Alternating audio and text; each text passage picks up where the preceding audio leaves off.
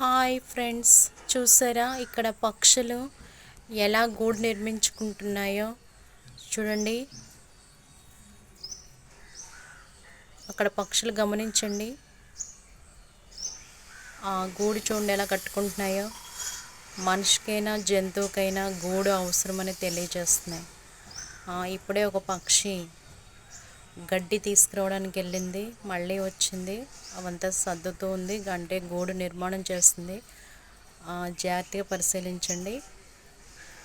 ఇగోండి 2 పక్షులు. పైన ఒక పక్షి ఉంది, అదంతా సరి చేస్తుంది. ఓకే, దూరంగా ఉండడం వల్ల ఇది క్లారిటీగా సరిగ్గా కనబడట్లేదు. మీరు గమనించండి. ఇది పక్షి వచ్చింది, మళ్ళీ తీసుకొచ్చింది, అదంతా సర్దుతూ ఉంది. ఓకే ఓకే చూసారా పక్షులు. మనలో ఎంత టాలెంట్ ఉన్నా మనం గుర్తించకపోవడం వల్ల ఇలా వెనకబడిపోతున్నాం.